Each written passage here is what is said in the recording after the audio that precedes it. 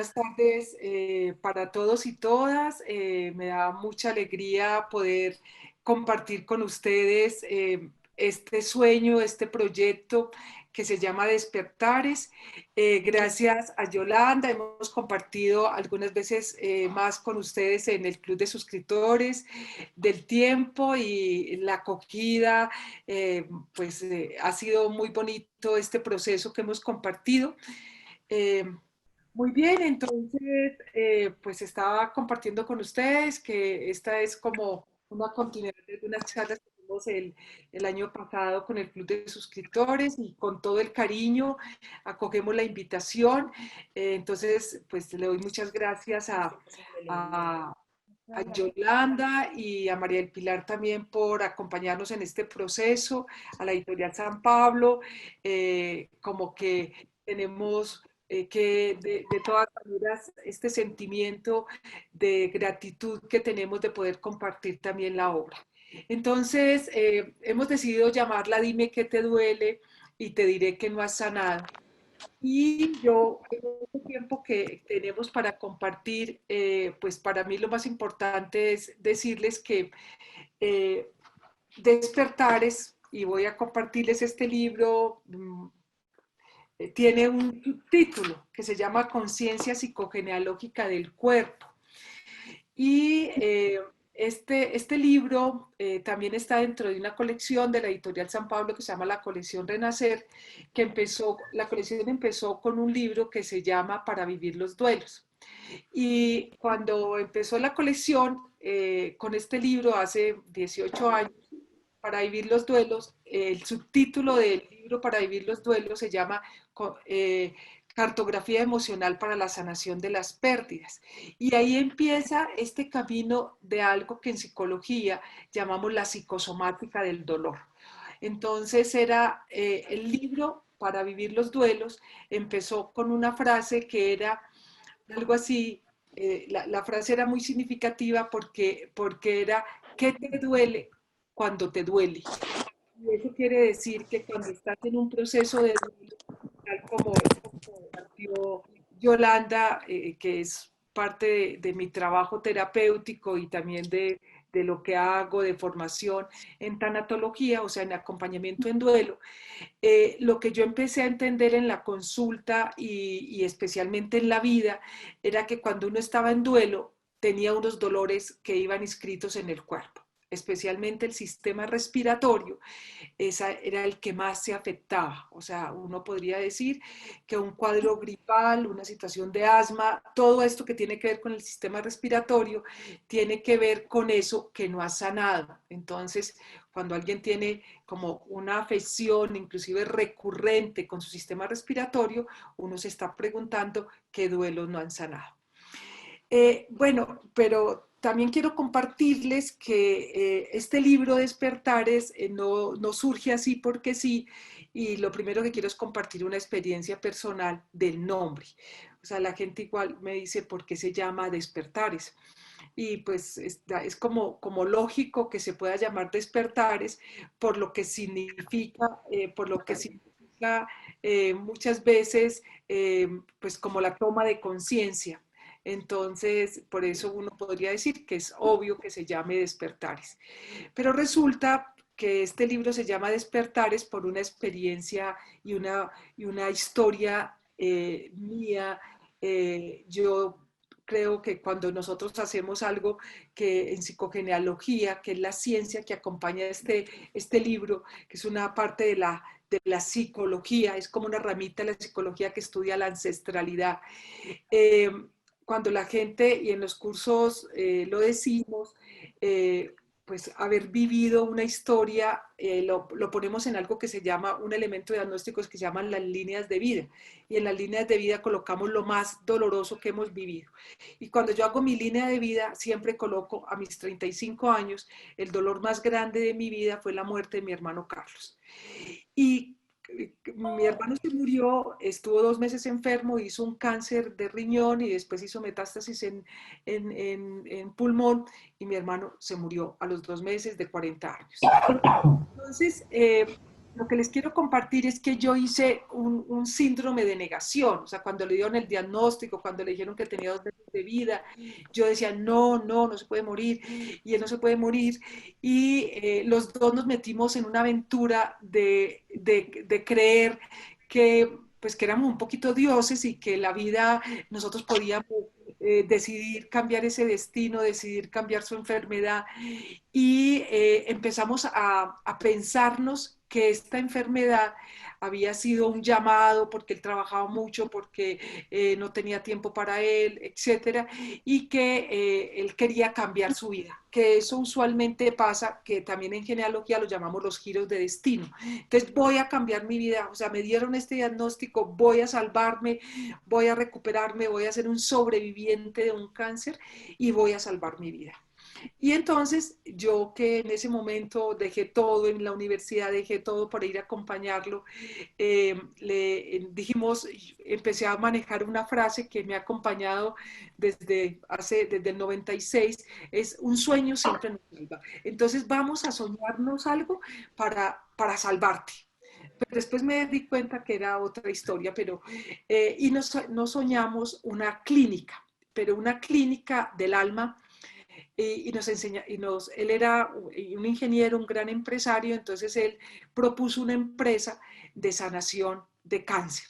¿Y cómo nos íbamos a sanar? Con un sueño. Y casi todos los seres humanos soñamos con viajar, o sea, siempre tenemos un destino a donde viajar. Entonces, la empresa que propusimos fue, yo voy a ser el empresario, yo voy a crear una empresa de turismo, pero un turismo terapéutico, un turismo de sanación, y tú eres la psicóloga. Y tú te encargas de toda la parte de sanación y yo me encargo de la parte de la empresa. Y nos sentamos a construir la empresa con todo.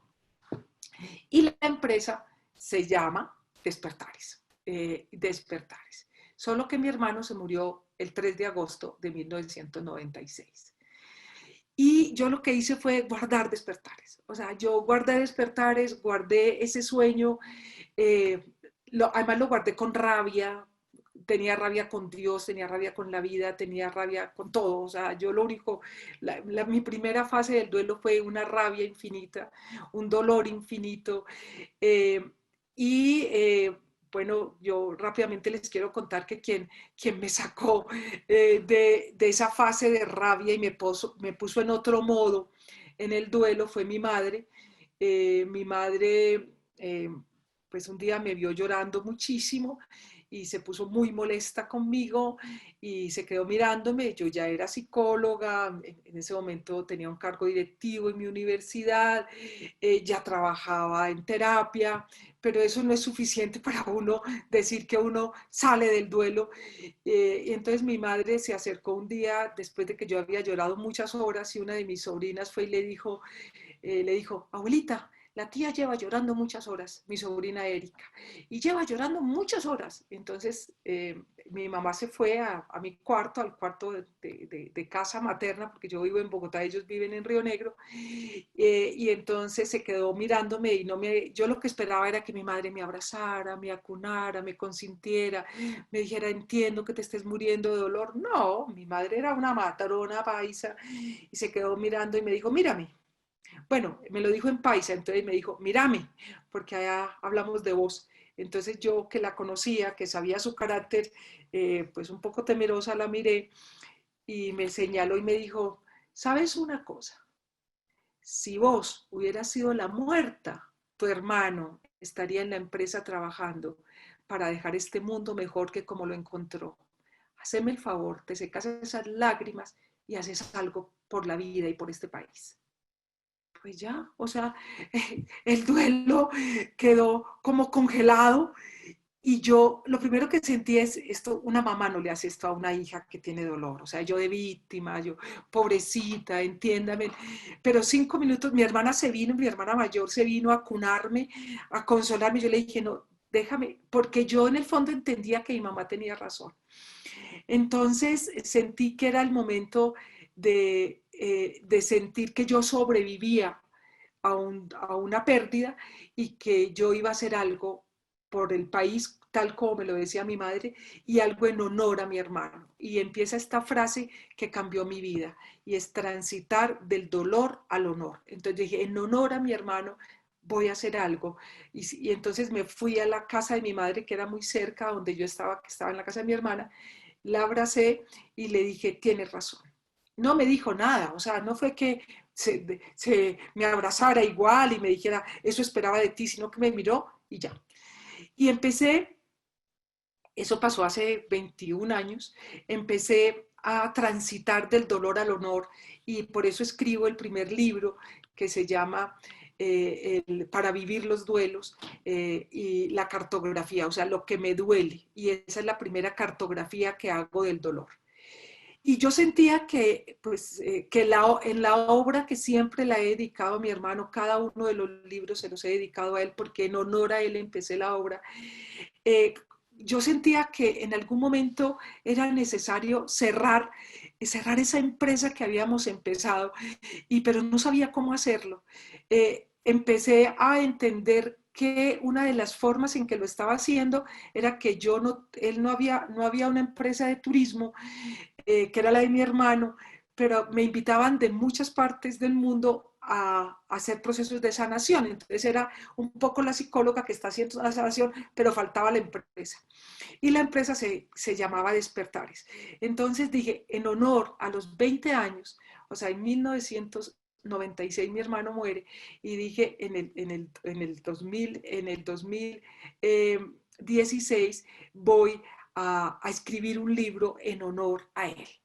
Y voy a escribir un libro en honor a él que se llame Despertares. Y aparece el libro porque mi hermano, yo supe porque mi hermano, yo pensé que a él le había dado un cáncer. Y yo siempre decía, Caliche le dio un cáncer y se murió. Mi hermano se llamaba Carlos, pero todos le decíamos Caliche. A mi hermano le dio un cáncer y se murió. Pero 3 días antes de morirse, yo supe que mi hermano había hecho un cáncer, lo había hecho un cáncer. Y él hizo un cáncer porque no pudo gestionar lo que estaba viviendo. Él era un gran empresario del mueble, él tenía una empresa de muebles de oficina, en ese momento tenía 150 trabajadores, bueno, era un gran empresario, tenía 40 años, llegó por la apertura económica de ese momento de Gaviria, llegó al país el mueble aglomerado y con ese mueble, pues mi hermano perdió todo lo que había hecho en 22 años de su vida. Entonces, mi hermano no lo pudo gestionar, no pudo gestionar la pérdida económica, no pudo gestionar lo que significó para él que 150 familias se quedaran sin trabajo, que lo perdieran todo, que todo lo perdieran, no lo pudo gestionar y en 3 meses hizo un cáncer como una forma de resolver lo que no pudo resolver. Y ese es el gran principio de Despertares. Por eso dime qué te duele y te diré que no ha resuelto. A mi hermano le dolía, tuvo miedo de enfrentarlo, por eso hizo un cáncer de riñón, ese miedo interno. Y después eso hizo metástasis en el pulmón de la absoluta tristeza por la pérdida. Fue un duelo que no pudo gestionar. Entonces, yo empiezo a hacer una profunda reflexión, cómo es que a uno no le da un cáncer, esto no es un castigo divino, a uno Dios no le manda un cáncer, uno hace una enfermedad, uno hace todas las enfermedades, el cuerpo las hace. Entonces empecé a entender que eso tenía que ayudarme a que si yo, la empresa que teníamos con Caliche era una empresa de conciencia, inclusive se llama Conciencia, y le coloco un apellido, es psicogenealógica del cuerpo. ¿Por qué le coloco ese apellido? Ya les voy a contar. Pero Despertares era la empresa que queríamos con él para ir por el mundo. Yo de psicóloga, que eso es lo que hago, de sanadora y él de empresario. Entonces, era para despertar conciencia. O sea, uno no tiene que hacer un cáncer para pensar cambiar la vida.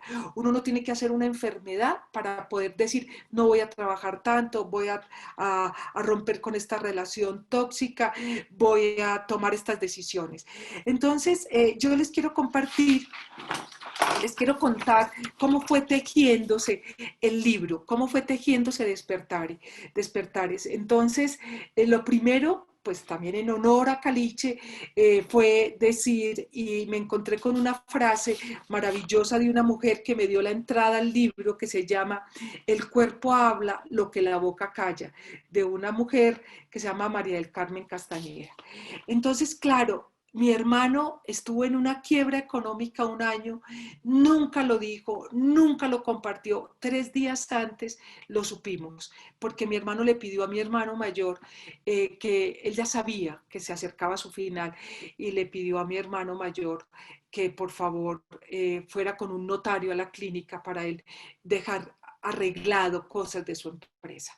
Y él le dijo, Caliche, ¿qué pasó? Y le dijo, estamos en quiebra. O sea, 3 días antes.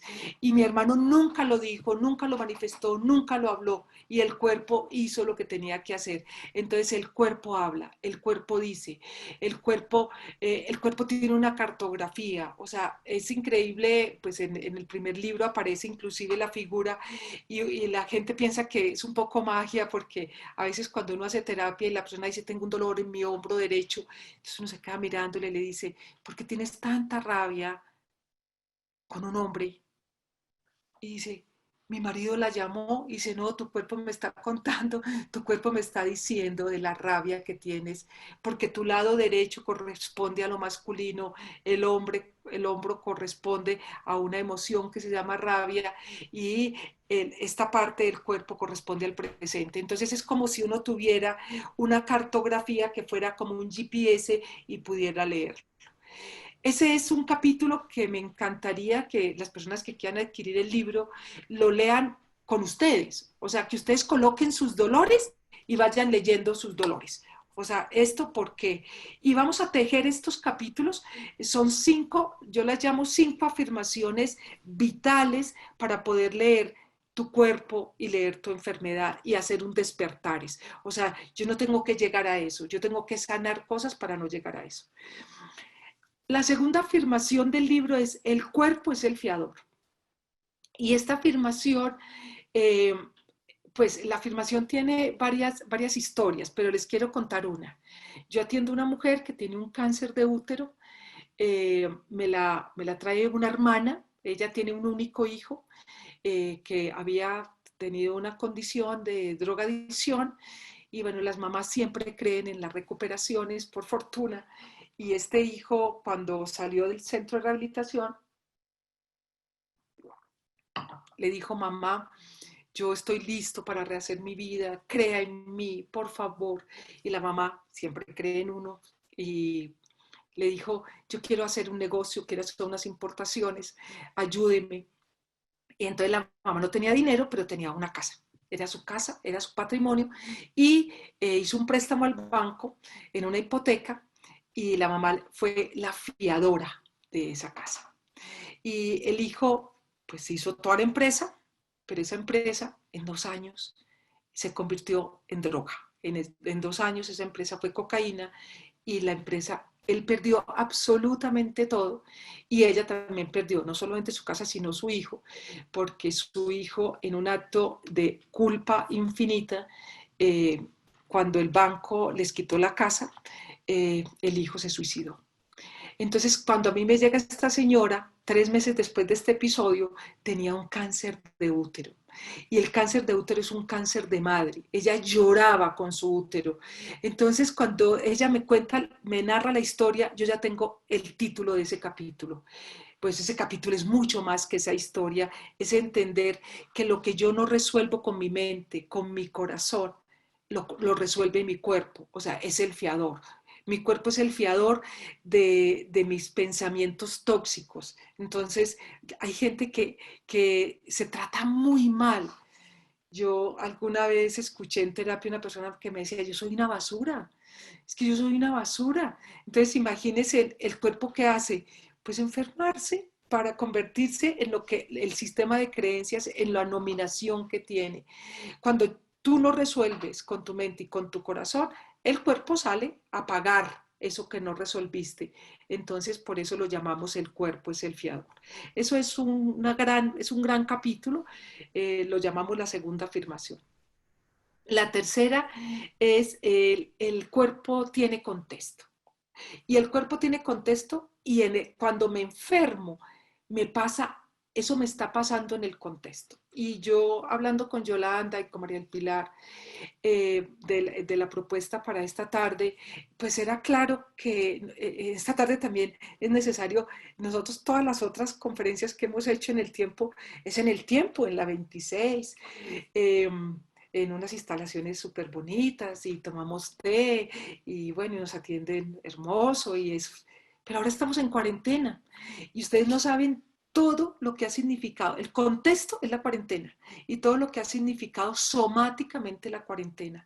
Los índices de ansiedad, depresión, angustia, pérdida de noción de futuro, sensación de muerte colectiva, conteo de muerte diario, hoy van 237, mañana 238, la cifra, se aumentó la cifra y uno dice, ya, ya viene, ya viene, ya viene, el próximo soy yo. Entonces, siempre que nosotros hacemos algo que se llama la cartografía, le decimos a la persona, usted cuando hizo eso, que se llama hipoglicemia, ¿qué estaba viviendo? ¿Qué está viviendo usted? ¿Qué estaba viviendo su familia? Porque nos dicen, bueno, pero un niño, ¿por qué hace un niño una enfermedad? Un niño hace una enfermedad porque los niños recogen todo el contexto y lo resumen. De hecho, en el enfoque sistémico también se conocen como los niños aspiradora, aspiran todo lo tóxico, toda la basura del sistema y la llevan al cuerpo y se enferman.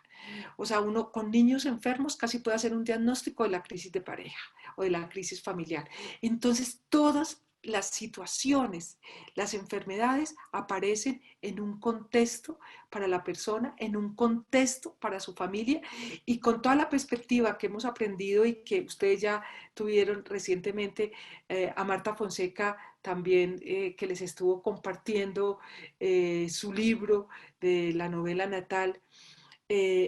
Ustedes entenderán y ella les compartió que la historia es más larga. La historia no es este pedacito de mi vida, sino que la historia, por eso en la novela natal se habla de lo transgeneracional, se habla de la historia 200 años antes. Entonces ese gran contexto es más o menos mi enfermedad, tengo que sentarla, escribirla, verla, contextualizarla.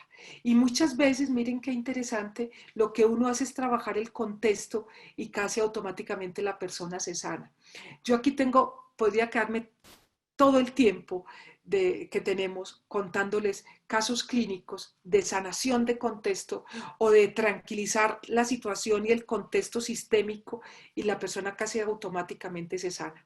Por ejemplo, las personas no pueden separarse, tienen una relación tónica, no se pueden separar, tienen mucha angustia, no se pueden separar, tienen miedo de separación, se enferman, se enferman. Y finalmente toman una decisión, o sea, resuelven lo contextual y la persona se alivia. Y uno dice, esto es mágico. O por el contrario, no se pueden separar, no se pueden separar, no logran separarse, no logran separarse, no logran separarse, se mueren.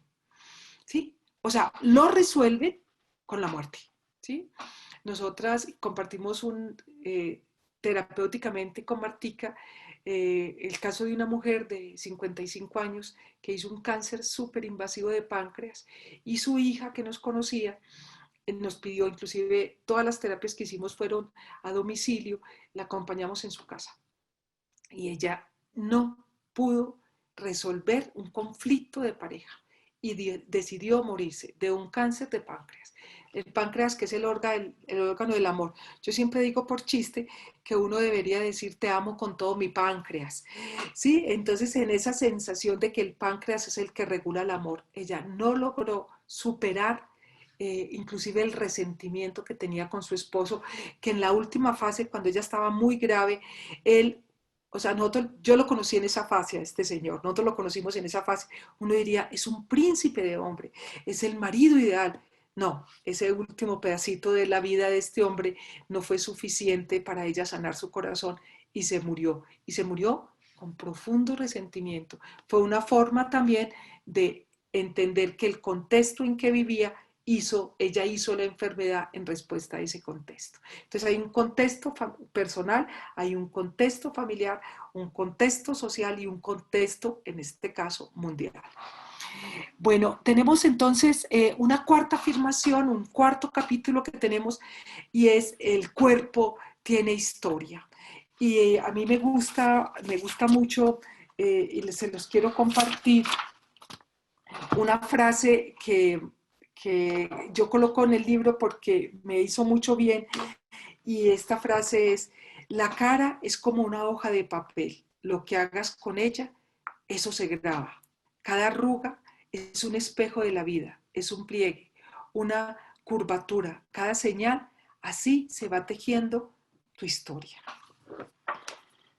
Entonces, en el cuerpo y las personas que hacen biodecodificación, las personas que hacen fisioterapia, cuando yo voy donde mi fisioterapeuta me dice, te está doliendo tu historia, te está doliendo tu pasado, o sea, el cuerpo tiene todo.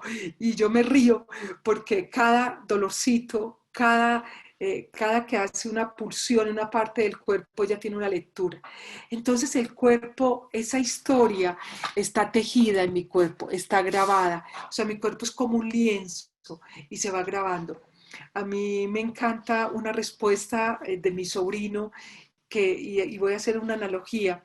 Yo tengo un sobrino que se ha tatuado y entonces algún día estábamos con un amigo que por el contrario es súper vanidoso, es un hombre que se cuida muchísimo y vio a mi sobrino tatuado. Entonces le dijo, Felipe, yo nunca me tatuaría. No, yo no me tatuaría, porque además no me pues tatuarme ahorita hasta bien, porque soy una persona joven, pero yo no me imagino viejito con todos esos tatuajes por aquí que se cuelgan, que se ven horribles.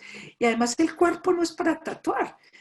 Entonces él, pues este amigo es mayor y mi sobrino en ese momento tenía 28 años y le dijo, eso es lo que tú piensas de tu cuerpo. Para mí el cuerpo es un lienzo y yo quiero contar la historia con mis tatuajes. Y le dijo, por ejemplo, aquí tengo tatuado a mi abuela, o sea, a mi madre, que fue una persona tan importante en mi vida. Y yo me hice el tatuaje al otro día. Mi abuela murió el 7 de junio y yo me tatué el 8 de junio y coloqué un faro porque eso fue mi abuela para mí. Entonces yo tengo la historia, esta es mi historia, entonces mi cuerpo es un lienzo. Entonces esto de que el cuerpo tiene historia es muy bonito porque también es ver en el otro cómo percibe su cuerpo y cómo la gente dice, y se los digo por mí, cuando se murió mi hermano, yo tenía 35 años, ahora tengo edad y mucha edad para tener canas, pero cuando se murió mi hermano no. Y cuando ahí me pasó algo muy importante es que yo me fui a Medellín, estuve 2 meses con mi hermano y después yo regresé. Y las personas con quien trabajaba en el laboratorio de psicología fueron a recibirme al aeropuerto. Y yo salí y no me reconocieron, ni yo a ellos. O sea, yo no los vi, ni ellos me vieron. Entonces, en esa época no habían celulares, pero yo sabía que ellos me iban a esperar. Entonces me devolví al aeropuerto y los vi. Y se quedaron mirándome y me miraban y me hacían así. Y me decían, Glorita. Y yo le dije, sí. Y pues yo no entendía por qué me preguntaban si era yo. Y entonces, ¿qué hice? Uno, porque bajé de peso. Y dos, porque tenía casi las canas que tengo ahorita. O sea, hice un síndrome que es como una vejez prematura de dolor. Después he encontrado y dateado que eso a muchas personas nos pasa. O sea, y bueno, nunca me he teñido mis canas, también en honor a eso que viví. Y la quinta afirmación es el cuerpo, la enfermedad, perdón, esconde una ganancia secundaria. Dime qué estás ganando con tu enfermedad y te diré si te vas a aliviar o no, si vas a salir de ella o no. O sea, y vamos a colocar unos escenarios donde esta afirmación se hace cada vez más evidente. Y vamos a colocar la tercera edad. O sea, tenemos una población cada vez mayor. Esto era de Europa, nosotros decíamos es que en Europa está el viejo continente, allá son viejitos y la gente tiene perritos y gaticos porque son viejitos, pero ahora aquí, ustedes ya lo han visto con la pandemia, cuántas personas mayores de 70 años están en estas infinitas soledades.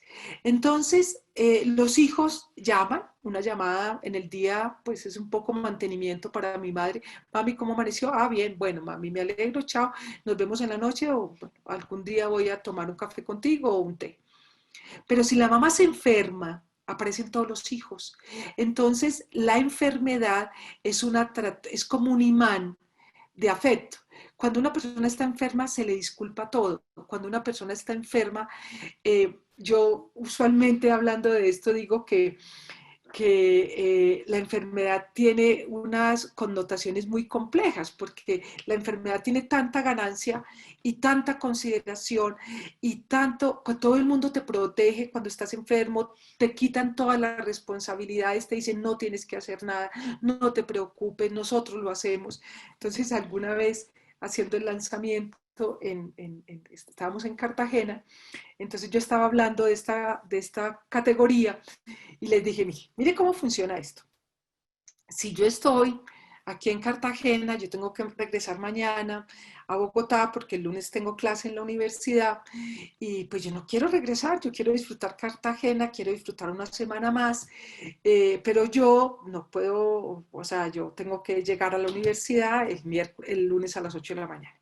Pero si yo llamo a mi decana el lunes a las 7 de la mañana y le digo, digamos que se llama María, María, imagínate, estoy en Cartagena, pero tengo una arritmia y pues parece que me están descartando un preinfarto. Lo primero que me va a decir, no me deja terminar, me dice, Glorita, no te preocupes, ¿qué necesitas? Cuéntanos por las clases, tranquila, deja todo así, nosotros nos encargamos. Pero yo le digo, María, es que estoy feliz en Cartagena, vine a hacer el lanzamiento del libro, quiero quedarme en la playa 8 días. Pues me dice, tranquila, dentro de 8 días vienes y está tu contrato de trabajo cancelado. Entonces, la enfermedad tiene ganancias y tiene muchas ganancias. Yo he encontrado muchas ganancias. La vamos a conectar ahorita, especialmente con la pareja. O sea, la gente se enferma para retener o para hacer sentir culpable a la pareja. Tú me hiciste sufrir y mira el cáncer que tengo. Tú querías que me muriera, aquí estoy muriéndome. O sea, no somos sanos en los vínculos de pareja y muchas veces aparece esta ganancia secundaria que también puede ser en un momento muy perversa. El libro, este es el primer gran capítulo del libro, se llama las afirmaciones o también los axiomas, o sea, las verdades. Y después aparece la segunda parte del libro, que es lo que le da el apellido. Cuando yo les decía que el libro tiene un apellido, que se llama Despertares, conciencia psicogenealógica del cuerpo, es que en esta escuela de la psicología, en esta escuela que tenemos en Colombia que también que se llama Psicogenealogía en Evolución, hemos hecho un gran trabajo entendiendo y mucha investigación, entendiendo qué de mi árbol genealógico y qué de todo mi árbol yo también lo resuelvo con la enfermedad. Y entonces en este capítulo, que es muy extenso en el libro, decimos el árbol es transgeneracional, mi cuerpo, perdón, es transgeneracional, o sea, todo lo que corresponde a mi árbol genealógico que no conocí, por ejemplo, yo no conocía a mis tatarabuelos, o mi cuerpo es intergeneracional, es decir, las generaciones que conocí, mis abuelas, mis tías, mi madre, mi padre, mis hermanos. Mi cuerpo también es transgeneracional e intergeneracional, o sea, mi cuerpo es genealógico, es psicogenealógico. ¿Y qué significa eso? Nosotros hemos identificado en la escuela de psicogenealogía en evolución, hemos identificado 15 categorías. Hoy les voy a hablar de unas, pero son 15 categorías que son como Martica y nosotros las llamamos las llaves maestras. O sea, si yo quiero mirar mi árbol, tomo esas categorías para mirarlo. Pero ¿qué es? Hablando del cuerpo y hablando de la enfermedad y hablando de mi posible sanación, qué categorías son las llaves maestras y qué debo de ir a buscar. Entonces, por eso la pregunta de, dime qué te duele y te diré que no has sanado y te lo agrego, o te diré que no has sanado un ancestro. Entonces yo puedo hacer, la primera gran categoría que me voy a encontrar se llama la lealtad. O sea, ser leal es hacer lo mismo de una ancestra o de un ancestro. Y aquí hay un ejemplo que es conocido para todos, es que hay mucho pauta de repetición, por ejemplo, con un cáncer de seno. Entonces, la abuela se murió de un cáncer de seno, la mamá se murió de un cáncer de seno y la hija se murió de un cáncer de seno. Eso se llama una lealtad por repetición. O sea, yo estoy haciendo lo mismo y con eso estoy entendiendo a mi madre y a mi abuela. Y esto pues está súper investigado, que psíquicamente yo soy leal a las ancestras o a los ancestros haciendo una enfermedad como ellos. Y bueno, hay muchas investigaciones en el libro, mostramos, por ejemplo, que yo puedo tener una tendencia mayor a ser leal por repetición con una enfermedad si tengo el mismo nombre de mi ancestra. O sea, si mi mamá se llamaba Livia y tuvo un enfisema pulmonar y yo me llamo Livia, pues yo puedo tener mucha más posibilidad de ser leal por tener el mismo nombre a repetir la misma enfermedad. Eso es la lealtad. O sea, en la lealtad vemos como que también se conoce como un componente genético. O sea, no, muy seguramente en mi familia nosotros tenemos un componente genético de diabetes que fue como murió mi padre. Pero no todos vamos a tener la misma enfermedad. Algunos hacen esa enfermedad. Lo importante es por qué unos la hacen y otros no la hacen, que es la pregunta que hace la genealogía. Otra gran categoría es la novela familiar. Y en la novela familiar es como si leyéramos la enfermedad a partir de contextos. Entonces a la familia le pasa un evento, por ejemplo un desplazamiento, eso está en su novela, en su historia familiar. Y llegan a la ciudad y en la ciudad se enferman. O sea, porque eso que les pasó a esa familia tiene que dar una respuesta a eso que les pasó. Eso se une a la enfermedad, tiene un contexto. Bueno, esto es mucho más amplio. En el libro ustedes van a encontrar una bitácora de cada categoría. Hemos encontrado mucha enfermedad relacionada con secretos familiares, con los secretos. Y, por ejemplo, pues hay un caso que yo narro en el libro con todas las autorizaciones de los involucrados, de un niño que hace un mutismo psicológico. Este es un niño que tiene unos 7 años y él va a hablar en clase y se le va la voz y se le va 2 días y a los 2 días le vuelve o al otro día o a las 3 horas. O sea, nadie entiende. Empiezan a hacerle muchas evaluaciones neuropsicológicas, fonoaudiológicas, bueno, de todo, y el niño sigue haciendo sus mutismos y sus mutismos y sus mutismos psicológicos. Piensan que está relacionado con estrés, con pánico escénico, con no poder hablar en público, con temor a la autoridad, todos los diagnósticos posibles. Y alguien que finalmente conoce pues, como este enfoque hace que pues me piden que si puedo atender el niño y yo digo que quiero atender primero los padres.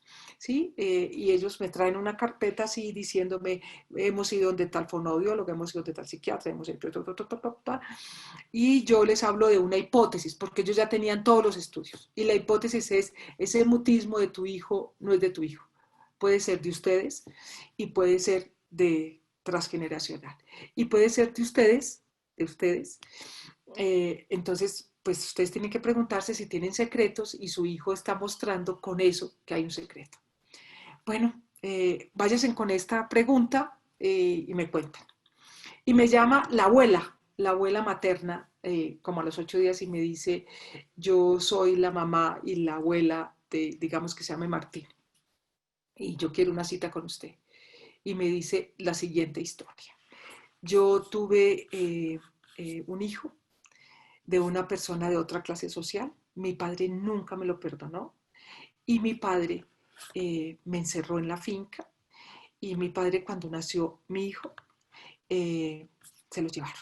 Yo nunca lo vi, yo nunca le he perdonado esto a mi padre ya está muerto pero nunca se lo he perdonado. Y cuando nació Martín yo sentía que él era como si hubiera llegado ese hijo que nunca pude conocer. Y cuando a mí mi hija me dijo que esto podía ser un secreto y que por eso mi nieto tenía ese mutismo, yo por eso pedí su teléfono. Por favor, ayúdeme. Entonces yo le dije, bueno, tienes que perdonar a papá, tienes que entenderlo, tenemos que hacer un trabajo contigo de autoperdón, tú tenías 16 años. Bueno, hicimos un trabajo que es muy, muy amplio de explicarlo, pero yo quiero contarles una cosa. Esta señora lo hizo en consulta, en consulta. Y nada, pues el hijo como, el nieto como tenía mutismo y vida común y corriente, mutismo y vida común y corriente, mutismo y vida común y corriente, Nunca le volvió a dar mutismo. Con el solo hecho de que la abuela haya sacado su secreto, el niño pudo hablar. Sí, la pregunta es, ¿le contamos al niño? No, o sea, no es necesario, no es necesario. Hay que sanar el árbol muchas veces para sanar a sus posgénitos, como se conoce en genealogía. Tenemos otra categoría que se llama techo de vida, y en el techo de vida es que la edad en que murieron nuestros ancestros psíquicamente es una edad en que uno siente que hasta ahí pudo llegar su vida. O sea, si mi padre murió a 64 años, yo digo, pues uno se muere a los 64 años, es como una validación tanatológica sistémica. Tenemos otra categoría que se llama el efecto Seygarner. Todo esto está súper explicado en el libro. El efecto Seygarner es un efecto de los duelos no elaborados, tiene el nombre de la creadora del efecto, y es que si tú no gestionas un duelo, pasa a la siguiente generación hasta que un descendiente lo gestione. Eso se conoce también y se une con otra categoría que se llama el síndrome de aniversario, que es en unas fechas especiales en los árboles genealógicos pasa algo para que al sistema no se le olvide lo que pasó o lo que no está resuelto. Son 14 categorías, están las maldiciones, las injusticias, está la contabilidad familiar, la contabilidad, el cuerpo como una contabilidad familiar, o sea, el cuerpo que se enferma, la pareja que se enferma para cobrarle a su pareja una infidelidad, la pareja que se enferma para cobrarle a su esposo una mala inversión, y yo de esto sé demasiado porque yo estuve acompañando muchas personas cuando en Colombia hubo una situación con las pirámides, sí, especialmente con una que se llamaba DMG, me parece. Entonces la gente, la única forma que tenía que su familia le perdonara haber entregado todo a esta pirámide era enfermarse. Entonces cuando se enfermaban le decía, ¿sabe qué es más importante la vida que la plata? No se preocupe. Y descansaban. Pero bueno, eso es una historia muy larga.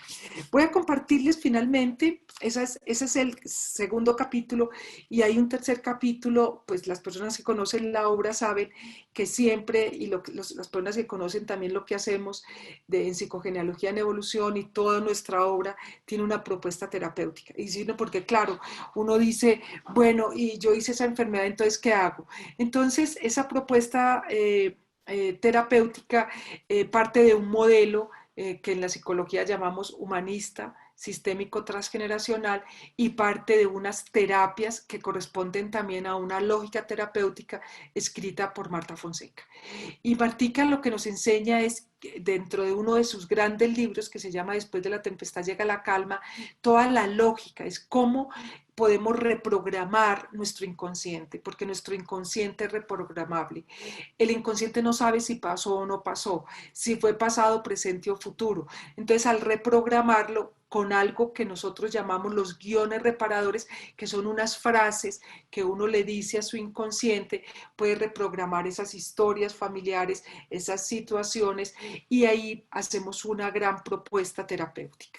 Y al final tenemos un caso clínico que se llama El silencio del cuerpo, psicogenealogía de Antonia, que es la tesis de grado de mi sobrino en una especialización en la cual yo soy docente en la Universidad Distrital Francisco José de Caldas de Desarrollo Humano, y lo que hacemos en este trabajo de grado es tomar el caso de una mujer que se llama Antonia y tomar todas las categorías de la psicogenealogía y estos principios, estos 5 grandes principios del cuerpo habla, el cuerpo es el fiador, la enfermedad tiene un contexto, el cuerpo tiene historia, la enfermedad esconde una ganancia familiar, todos los desórdenes sistémicos, todas las categorías en este trabajo de grado que es súper hermoso, y la universidad nos autoriza a colocarlo como un anexo en el libro, y es El silencio del cuerpo, psicogenealogía de Antonia, de Santiago Sierra Huitrago. Entonces, pues con esto, Yolanda, damos un tiempito para preguntas, no sin antes decir gracias, gracias por escucharme y por permitirme compartir este sueño que también hago en honor a mi hermano. Ay, tan linda, doctora, muchas gracias. De verdad que fue una charla que nos dejó así todo el tiempo a escucharte, a escucharte, a escucharte sin perder ni una, ni parpadear. Bueno, Gracias. pues yo estoy mirando acá y hay varias preguntas, entonces iniciemos. Sí, sí. Aquí dice, por ejemplo, Jacqueline pregunta, ¿qué significa el dolor de las rodillas y la cintura en la parte de atrás? Bueno, esa es la cartografía. Yo los invito a que inclusive hay un gran diccionario que se llama el Gran Diccionario de las Enfermedades, que ustedes pueden consultar. Yo puedo mandarles el dato, pero pues les cuento, las rodillas también tienen una emoción que es rabia, pero una cartografía básica para que no me sigan preguntando de qué es esto, pero les voy a explicar la cartografía básica. De la cintura para abajo es pasado, o sea, los dolores de la cintura para abajo en una de las muchas cartografías del cuerpo es el pasado. Entonces, si te está doliendo una rodilla, es algo del pasado que no has resuelto. Esa es la primera pista. La segunda pista es de la cintura hacia la nuca es presente y la cabecita es futuro. Eso quiere decir que si tienes migrañas, es la percepción que se puede tener es angustia de futuro. Entonces, la persona que está preguntando es, la rodilla, igual que los hombros, es rabia, pero los hombros es rabia de presente y las rodillas es rabia de pasado. Y el cuerpo, la parte derecha del cuerpo corresponde a lo masculino y la parte izquierda a lo femenino. Entonces, si el dolor de la rodilla está en el lado derecho, entonces uno, hipotéticamente, es una hipótesis, no es determinista, es una de las muchas posibilidades, es una rabia con un hombre del pasado. Y si es en el lado izquierdo, una rabia con una mujer del pasado. Entonces lo mejor es sanar la rabia para ver que la rodilla tenga adherencia al tratamiento y no tengas que ir a un quirófano a un reemplazo de rodilla. Ay, doctora, bueno, pues chévere, pero aquí vamos a tener varias preguntas entonces, porque casi que la No, mayoría yo son les directas sugiero, contigo. de verdad, porque pues la idea no es hacer un Sí, diagnóstico, porque me parece además irrespetuoso, sino que hay mucha literatura de psicosomática, muchísima literatura. En el libro de Para vivir los duelos hay una literatura relacionada con el duelo, entonces pues me parecería muy irresponsable que digan y el hígado, entonces yo digo el hígado es rabia, rabia sí. interna, rabia que no resuelves con tu papá, pues me parece además absolutamente irrespetuoso. Yo los invito a que lean sobre psicosomática, que hay muchísima literatura. Entonces, si quieres, hacemos preguntas que no sean focales con Listo. relación, Yo te hago porque, las preguntas, si tú me dices, en el libro está, bueno, listo, esta, listo, esta la coges, ¿listo? listo. La escoliosis, desviación de la columna en un adolescente, ¿por qué puede presentarse? Entonces, Claro, lo que yo insisto, o sea, todo, inclusive les puedo recomendar un libro que se llama La enfermedad como camino, y ellos hablan del sistema óseo, que es el sistema que hablan de los sistemas, o sea, hay enfermedades y uno lee la enfermedad, pero también puede leer los sistemas, el sistema respiratorio, el sistema óseo muscular, y ese es el mantenimiento. Entonces uno dice, este niño que está, pues, es un joven y que está afectado su mantenimiento y de mantenerse, ¿es de él o es de su transgeneracional? O sea, ¿qué pasó con él? Entonces, pero lo que les digo es, sería muy respetuosa de hacer como criterios diagnósticos.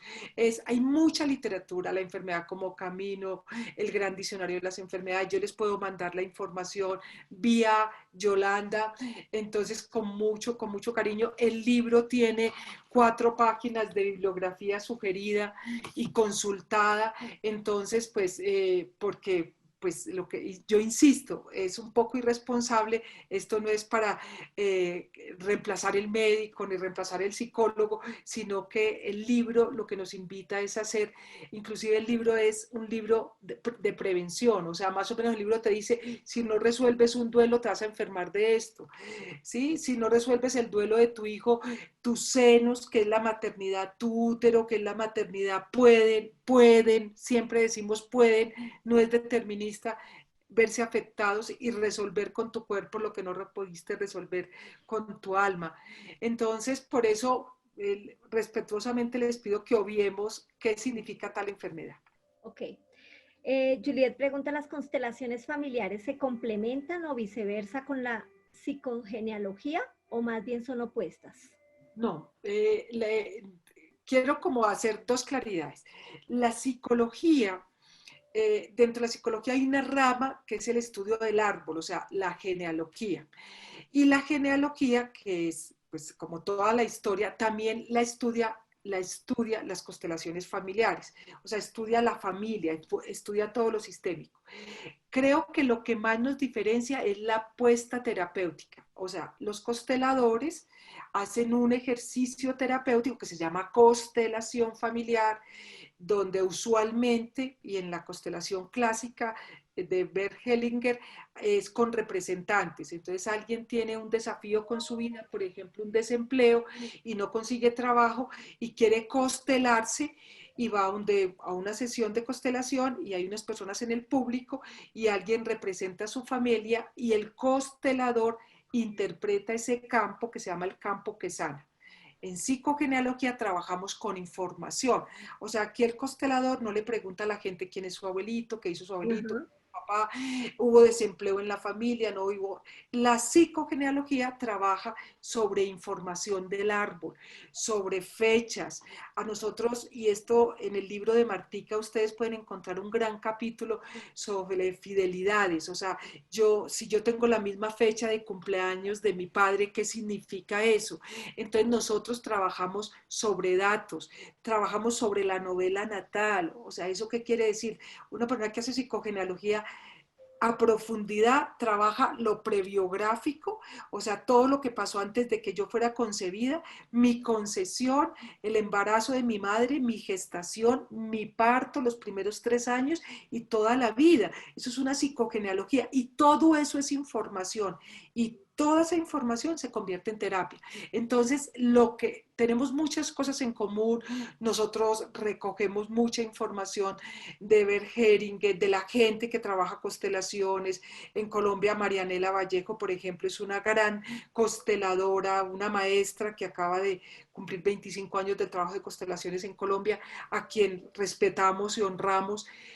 Pero hacemos una apuesta terapéutica totalmente distinta porque trabajamos sobre información y sobre la información tenemos una terapéutica y sobre esa terapéutica hacemos un acompañamiento.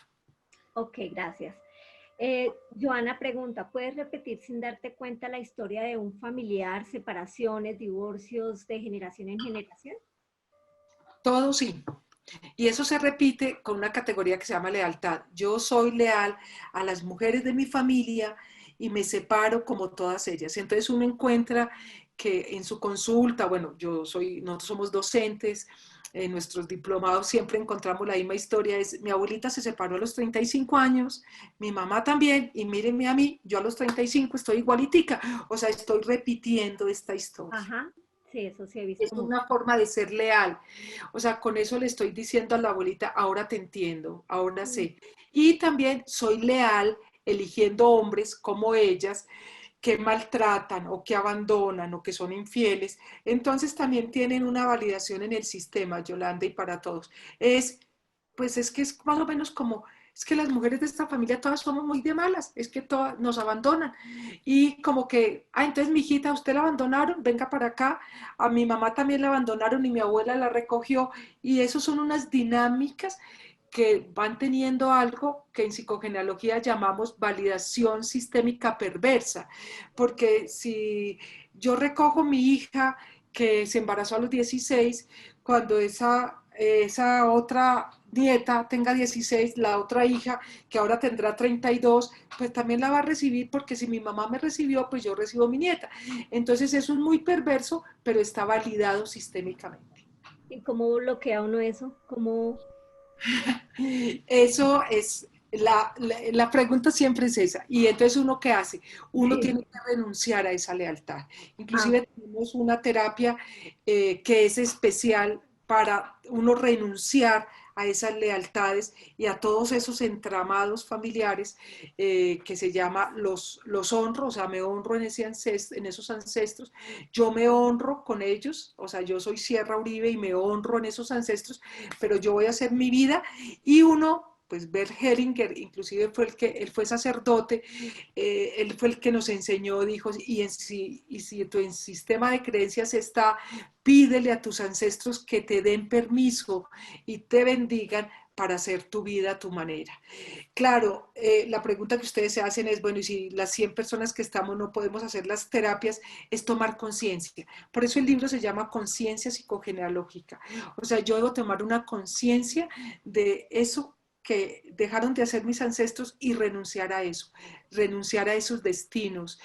Nosotros invitamos el año pasado a Elizabeth Horowitz, que tiene un libro bellísimo, también lo tenemos para una edición en español, la francesa, la fundadora de la Escuela de Psicogenealogía de París, y ella nos autorizó tener la edición en español de Liberarse del Destino Familiar.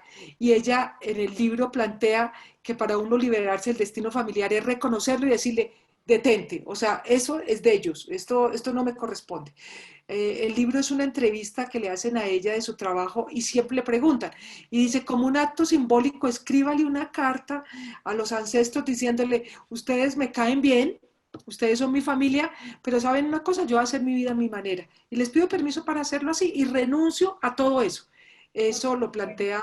Y nosotros en casi toda nuestra literatura, de hecho, en casi todos los libros aparece esta terapia de los honro, me honro, me honro. Inclusive en el libro de la novela natal de Martica, que es un periodo que es como el periodo de dime cómo naces y te diré quién eres, incluimos esa terapia, o Martica la incluyó, para decir, pues es que uno viene de una historia y de una familia, entonces es necesario uno liberarse, pero uno, ese es el nombre que utiliza Elizabeth, nosotros más bien decimos reconciliarse y pedir permiso para hacer la vida a nuestra manera.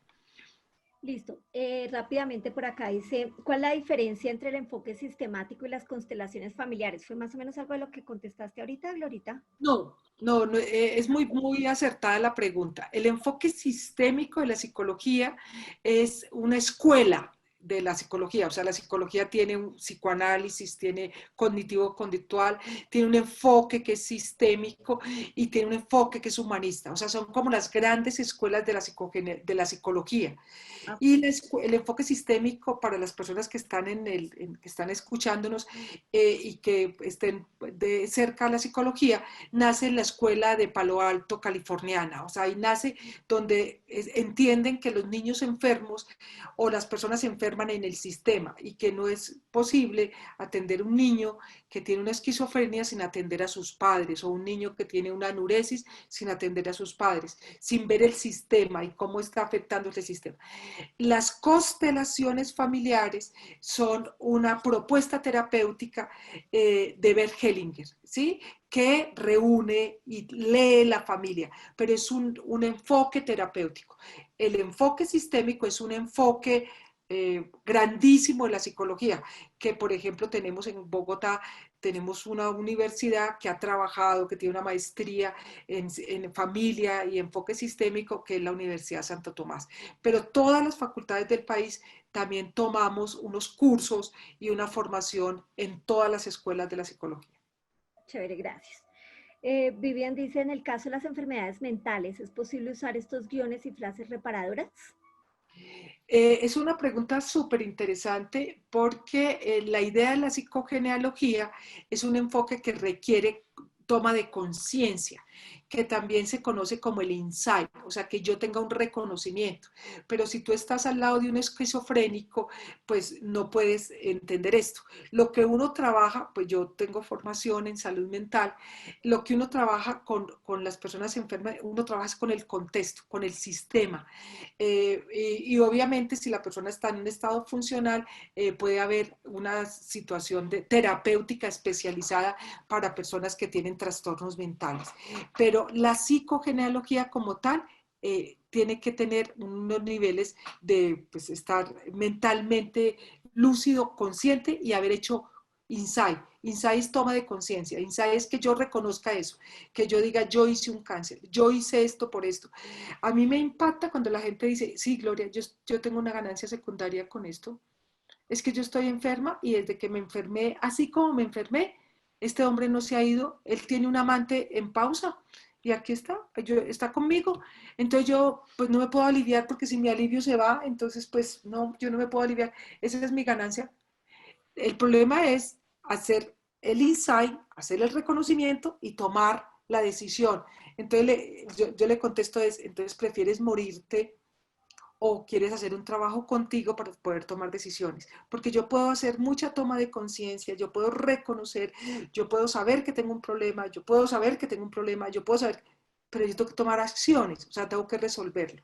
Entonces, por eso es tan importante, no es inclusive tomar conciencia y esa ganancia secundaria, pues tengo que resolverlo. Entonces, yo tengo que resolver y empoderarme para poder resolver la situación como madre, no enfermarme para que mis hijos vengan, el niño no enfermarse para que sus papás le pongan atención, etcétera. Listo. Bueno, en el chat dejamos el número telefónico, el nombre del libro, para que los que deseen comprar el libro lo puedan hacer.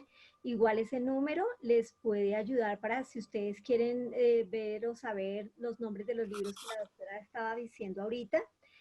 Algunas personas que quieren alguna terapia o algo, también en ese mismo número telefónico, que es el número celular que está apareciendo ahorita en el chat, en ese mismo número ustedes pueden llamar, buscar la información, buscar una cita o buscar los nombres de los libros.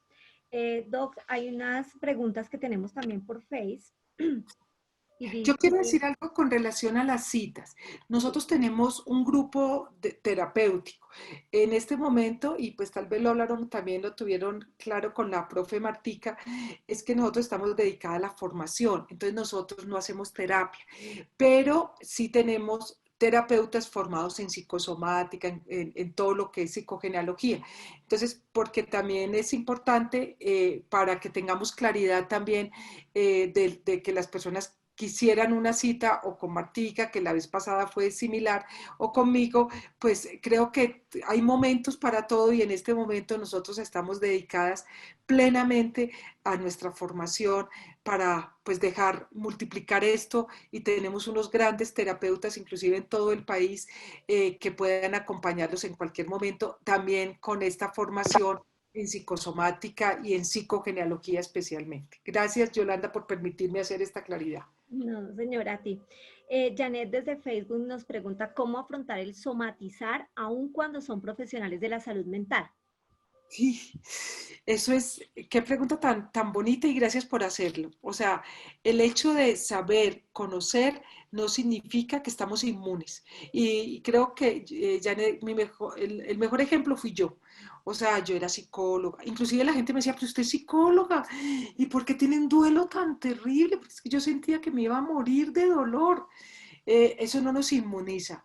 Lo que sí nos genera es una gran responsabilidad de nosotros mismos ser coherentes con todo lo que hacemos, que fue la cachetada de mi madre. O sea, más o menos me dijo, mijita, usted tiene que ser coherente con su carrera, con su vida, con todo y haga lo que tiene que hacer. No se siente a llorar a su hermano y a morirse llorando a su hermano.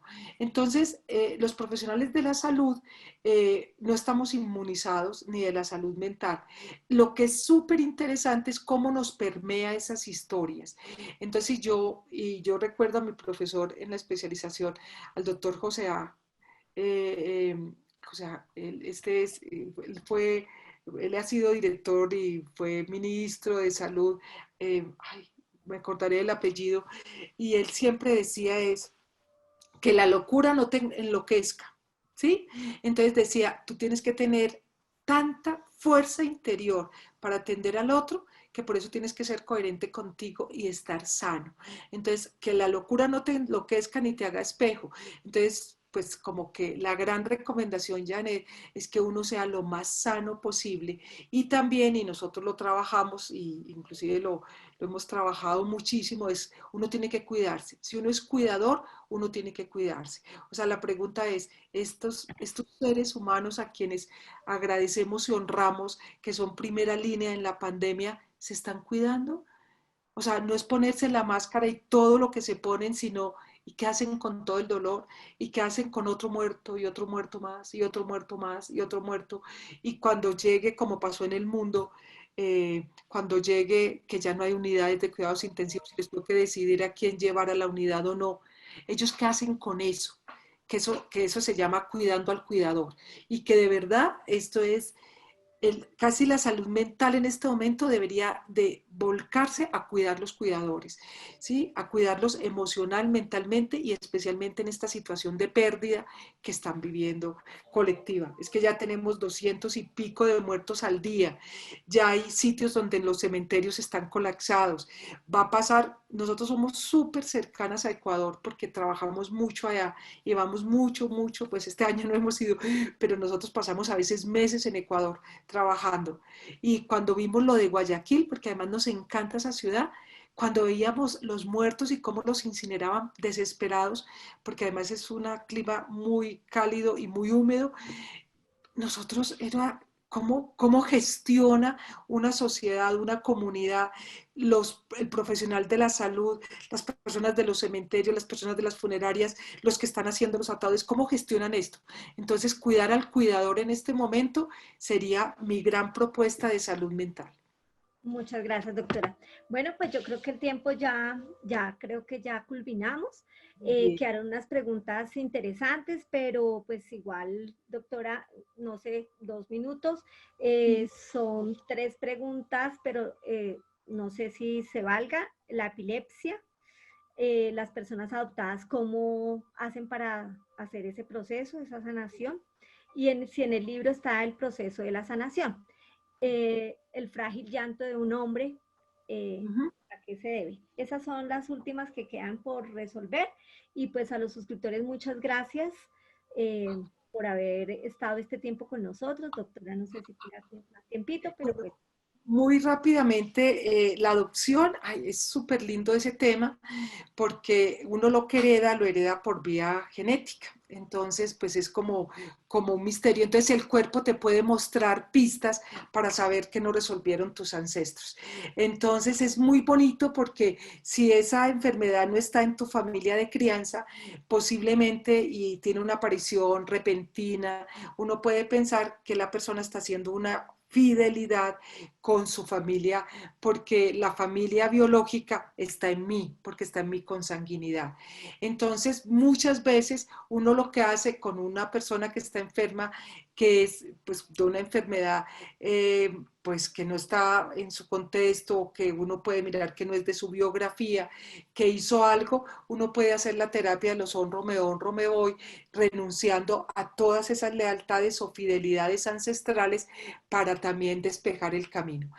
Todo lo que tiene que ver con epilepsia, de verdad, en la enfermedad como camino, en el gran diccionario de las enfermedades, en psicosomática o en biodecodificación, ustedes van a encontrar muchísimas respuestas sobre eso. Inclusive es una de las enfermedades donde más se ha estudiado por qué hay una desconexión. Entonces es muy interesante que pues puedan tener una visión desde esta perspectiva psicosomática, pues neurológicamente tiene una explicación, en todos los médicos a quien lleven seguramente les van a dar una explicación, pero seguramente una explicación desde este enfoque les podría sumar. Y en el libro y especialmente en la obra encuentran pues muchas respuestas terapéuticas de ejercicios terapéuticos que pueden hacerse, las personas lo pueden hacer, o sea, no tienen que hacerlo un terapeuta, sino que siguiendo la guía del libro pueden hacerlo. ¿Sí? Como unos actos simbólicos. Tenemos 2 libros, por ejemplo, que son netamente terapéuticos, que se llaman Soltar para Volar 1 y Soltar para Volar 2, y esos 2 libros vienen inclusive hasta con un DVD donde le enseñan a uno cómo hacer la terapia. Y la terapia número 14 de Soltar para Volar 2 es esta de los honro, me voy, que también la encuentra en la novela natal. O sea, esta es una terapia que es casi que uno dice la terapia para toda la ancestralidad. Y la terapia para todas esas situaciones que uno vivió en el vientre materno, que fue lo que Martica les compartió hace 15 días, creo, es Reescribiendo mi novela natal, que está en el libro de la novela natal. O sea, como que también hay soluciones, porque uno a veces cuando tiene estos temas uno queda con angustias, pero todo tiene respuestas. De verdad que si alguien quiere y de pronto hay alguna pregunta, con todo el cariño, nosotros se las contestamos y ustedes nos la direccionan y se las contestamos. Yolanda, muchas muchas gracias, María del Pilar, a la editorial San Pablo, muchas gracias por este espacio y cuenten pues con mi afecto y mi gratitud por este regalo que nos dimos esta tarde.